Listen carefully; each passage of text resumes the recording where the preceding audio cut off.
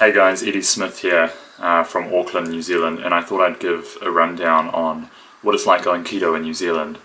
And the reason I'm doing this isn't because there isn't already some stuff out there, but I thought it would be interesting to see just from an individual perspective of what my experience has been. It's only been 4 days, and also the shopping list side of things, because New Zealand's food prices are significantly more than the United States. So you might see a lot of United States shopping videos of how you can do keto cheap and that sort of thing. Now I'm only 4 days in, so I can't really give you many pointers, but it's interesting to see where I started and how my thinking has come along. So I'll give you a look at what I've got so far in terms of a shopping list and just how expensive it was for me, and hopefully you can give me some pointers as to how I can get the cost down a little bit, because it is really expensive. So yeah, let me give you a look at what I've bought so far. So this is not all from my first shop. A lot of it was, so I did a really big shop of about $200 to begin with, and then tonight I just went for another shop, and that was $67. So that's the list there, just for your information, and I found some pretty cool things. But so pretty much what I started out with was, of course, the coconut oil. So I got a big thing of this. Now they say you should get extra virgin coconut oil, but to be honest, I'm not convinced after eating a few things on both sides. So I just got the cheaper one, and this was $13 for a litre, which was on special. So yeah, I use that a lot. I use that in bullet coffees and a whole bunch of stuff, so that's been really good. Bacon. I've gotten heaps of bacon. I just found out though that this has maltodextrin in it, I think. Yeah, I don't know why they put maltodextrin in, but I hear that it's bad. It's sort of just like sugar, really. I've got this one here. I'm going to try this one here out. Freedom Farms, and that doesn't have maltodextrin, and it's cage free and all that good stuff, which they say you should do. I've got myself some olive oil. Got myself a bunch of sardines. Some of them are in sauce, which puts up the carbohydrates a little bit, but whatever, who cares. And then I've got the 90% cocoa, just because I wanted to see what it's like. I mean, it is 12.5, 12.5 carbohydrates per 100 grams, but I figure, considering that this thing only weighs 100 grams, unless I eat the whole thing, then I won't get 12.5, and I'll probably just have one block at a time. So all good. Of course, got the sunflower seeds. This was a lot more full before. Got my almonds, and tonight, and Himalayan rock salt, which they always go on about, but actually I have like a big, what do you call one of those big cheap cylinder ones that you sort of like, where it says "see how it pours." That one, really cheap refined salt, which again they say you shouldn't do, but whatever. I got this Australian almond meal, which I haven't tried yet, but it looks pretty good. Yeah, good source of fiber, and can you see that? Focus. It's got 4.9 grams of carbohydrates per 100 grams, and I've got some LSA, which is 1.6 grams, so that's nothing. And I'm going to add that into my bullet coffee, I think. Yeah. Also, something else that happens when you're doing keto is that you'll be low on magnesium. So I got some magnesium with potassium. That was actually a fluke, actually. I got this the day before I just spontaneously decided to do keto. So yeah, so you actually lack potassium and magnesium. And unless you eat a lot of vegetables, of course, in which case you can get both of them. But yeah, it's good to supplement. Got some lemon juice. That counteracts, I think it's called the uric acid in your stomach. When you're eating a lot of fats, there's a buildup of uric acid, and the lemon juice can cut that back. Uric acid is actually a cause of kidney stones, so I do not want a kidney stone. Hell no. What else we got here? We've got the coffee, and what I do with my coffee is, it might be kind of weird, but I brew the coffee, I put some cardamom in with that.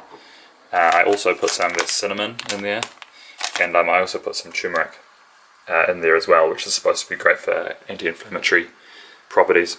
MCT oil, and this cost me $35 from I think it's called Health 3000, total rip-off. You can get it a lot cheaper online, and I think better stuff online too. So I recommend not going to one of those stores and ordering it online and saving yourself a bunch of money.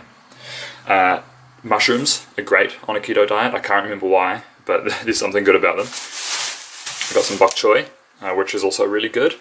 Broccoli, can't go past that. Cucumber, celery, lettuce, and I've actually gone through a lot more eggs than this. So it wasn't $200. It wasn't, what was it, $260 for all of this.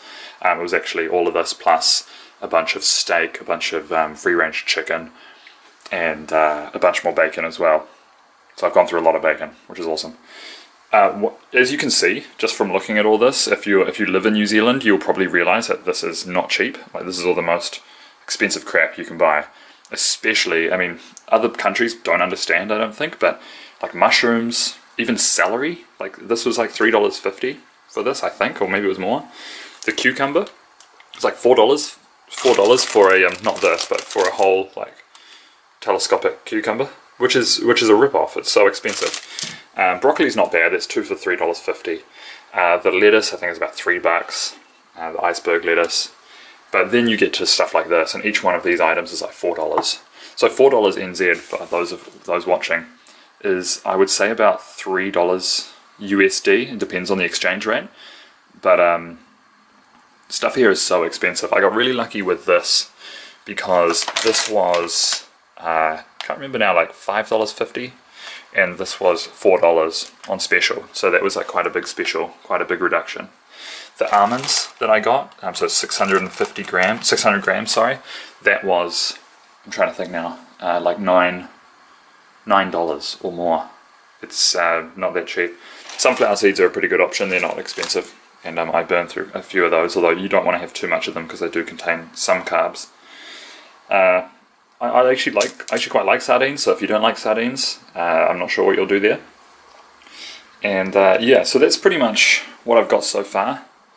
For the keto diet so far, and I'll also make another video about my first 4 days. Sorry, I'll also make another video about my first 4 days on the keto diet. So I'm currently on day 4, and I have had the keto flu, something horrific, for the first couple days. Although that's easing over. So the thing with the keto flu that you can use to avoid it, and I'm sure you already know this probably, but I'll just say it for the record, is have magnesium, have potassium, have your lemon juice, and also have heaps of salt. So that's why I put this. I just put this here as a visual reminder for myself, is that what I do, which helps immensely when you're feeling lightheaded and you don't feel like doing anything, is I put about 1.5 teaspoons of salt in one of those pump bottles, also some lemon juice, and sometimes even some apple cider, which can help, which helps hugely actually. So if you're feeling crap and you're just lying on your bed wondering why you're doing the keto diet, then just chuck some of that back and you'll be right as rain, or as close to it as you possibly can. So I think that's it for now. Yeah, so far it's been a mixture of feeling amazing, like really good, like nothing can upset me, strangely calm, just in a really good mood, only positive thoughts. It's sort of, I'll just be sitting somewhere just smiling because I feel so good. And then other times, yeah, as I said, I was lying on my bed a couple of days ago just feeling nauseous, thinking I was going to vomit, and became very close to just eating some carbs because nothing else sounded good. Even the thought of eating more fatty food just made me want to vomit. So yeah, ups and downs. I just randomly bumped into a couple of people rock climbing who also do keto diet, and they've been doing it for almost a year between them. So yeah, that was encouraging. And they said, yeah, the keto flu is not good, but you'll get through it. So I'm sure it's the same for myself and yourself if you're just starting out on this journey. One thing I just remembered as to why why it's going to be so expensive in New Zealand for you to start keto is purely the price of avocados. Every keto recipe seems to have avocados in it, and each avocado is about $3.50, and that's for a really small one. So yeah, I mean, that price will probably go up and go down along the year, but yeah, it's not cheap. And I think everybody in New Zealand realizes that the cost of doing a keto diet is not something to take lightly, especially given our already very high food prices, and then you're just going in and choosing the most expensive ones and buying those. So all the best. Hope I can keep it up. I'll make another video if I can remember to update you guys how I'm doing. Day 4 right now, Sunday, tomorrow's work, and we'll see how I do. Oh, and I will be making a video soon about how to make my bullet coffee with the turmeric and whatnot, and it tastes really good. So yeah, see you guys.